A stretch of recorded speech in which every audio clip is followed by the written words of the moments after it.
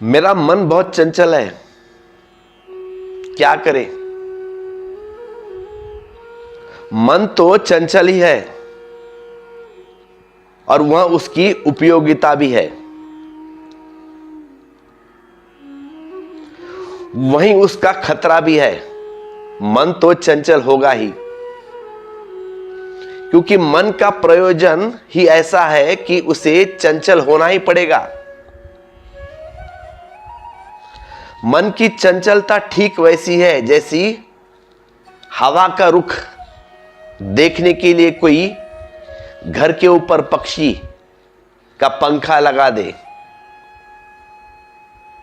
और अगर पंखा चंचल ना हो तो हवा का रुख न बता पाए। हवा जिस तरफ बहे पंखे को उसी तरफ घूम जाना चाहिए, तो ही वह खबर दे पाएगा कि हवा का रुख क्या है।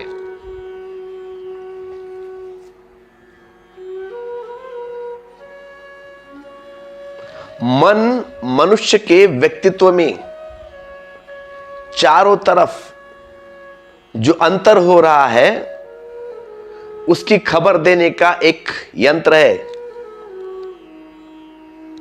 इसीलिए मन तो चंचल होगा ही, होगा चंचल, तो ही उसका कुछ अर्थ है, अन्यथा उसका कोई अर्थ नहीं। आपके बाहर सर्दी बदलकर गर्मी हो गई, अगर मन खबर ना दे तो जीवन असंभव है, पॉसिबल नहीं। अब रास्ते पर एक कांटा पड़ा है, अगर मन खबर ना दे तो पैर में चोट लग सकती है।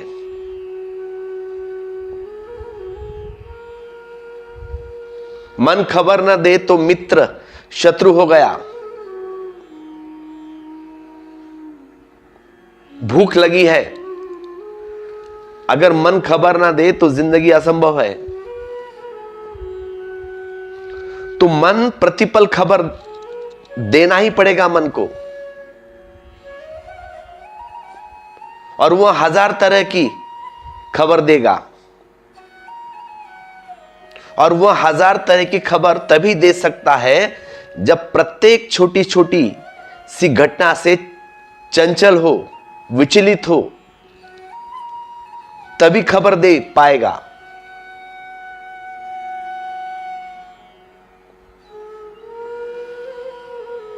तो मन का जो प्रयोजन यही है कि वह आपके जीवन को अस्तित्व में रखने का एक यंत्र है, मशीन। और अस्तित्व प्रतिपल बदल रहा है। तुम्हारे ये बाजू का अस्तित्व है ना, प्रतिपल बदलता है। एक एक क्षण भी वह नहीं है जो क्षण पहले था। अभी एक क्षण, दूसरा एक क्षण, एक क्षण में सब कुछ बदल जाता है और बदल रहा है। हर घड़ी चारों तरफ से प्रवाह परिवर्तन का है। इस परिवर्तन को आपको खबर होनी चाहिए, अन्यथा जीना मुश्किल हो जाएगा, आप जी ना सकेंगे। और इस परिवर्तन की जो खबर देगा उसको हवा का रुख बताने वाले पंखे की तरह कंपन रहना पड़ेगा, हमेशा रेडी, तैयार रहना पड़ेगा कि हवा कब बदल जाए। पंखा उसके साथ ही बदल जाए। क्षण भर की देर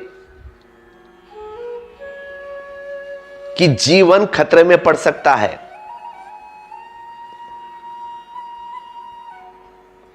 तो मन की उपायदेयता, मन की यूटिलिटी यही है कि मन ही इसीलिए वह जीवन जो रहे परिवर्तन की सूचना आपको प्रतिपल देगा हर पल। यह उसका काम है, यह उसका प्रयोजन है। लेकिन यहीं से खतरा शुरू होता है, क्योंकि हम इसी मन से परमात्मा को भी जानना चाहते हैं, जिस मन से हम संसार को जानते हैं। और तब बड़ी भूल हो जाती है, बड़ी मिस्टेक। क्योंकि संसार है प्रतिपल परिवर्तन, हर पल बदलावट। और परमात्मा क्या है? परमात्मा सनातन है, शाश्वत है, वह कभी बदल नहीं सकता। वह सदा वही है जो है। और संसार कभी वही नहीं जो क्षण भर पहले था, अभी एक पल के बाद दूसरा। तो संसार तो बहती हुई गंगा है, जहां एक क्षण भी कुछ ठहरा हुआ नहीं है, हर पल बदलावट, प्रवाह है। और परमात्मा सदा वही है, जहां कभी कुछ कण भर भी नहीं बदला है, अभी तक ना बदलेगा।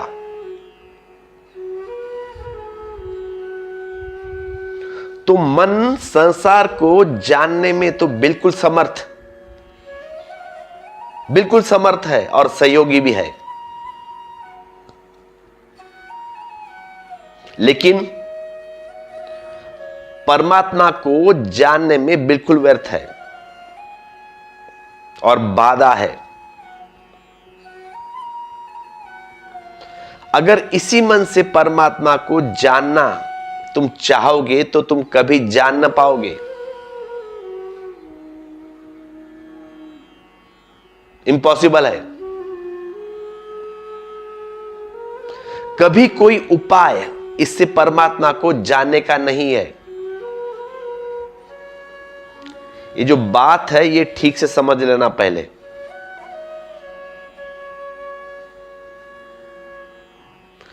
तो एक बात ख्याल रखना, मन के दुश्मन हो जाने की कोई जरूरत नहीं।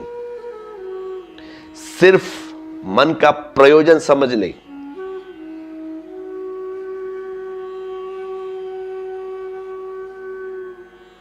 तो मन का प्रयोजन ही जो चंचल है उसको जानना। मन सदा चंचल रहेगा। मन का प्रयोजन ही नहीं उसको जानना जो शाश्वत है, नित्य है। इसीलिए शाश्वत और नित्य की तरफ मन का उपयोग करना पागलपन है, मूर्खता है।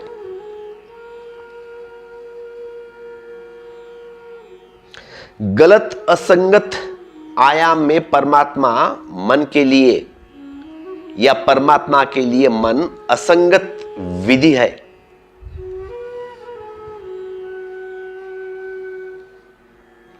इसीलिए जो भी परमात्मा की तरफ, सत्य की तरफ, नित्य की तरफ, अपरिवर्तनीय की तरफ, शाश्वत की तरफ, इंटरनल की तरफ यात्रा करना चाहता है, उसे मन की चंचलता को छोड़कर, मन को ठहराकर ही गति करनी पड़ेगी। तभी संभव है उस परमात्मा की तरफ यात्रा करने की, अदरवाइज इम्पॉसिबल।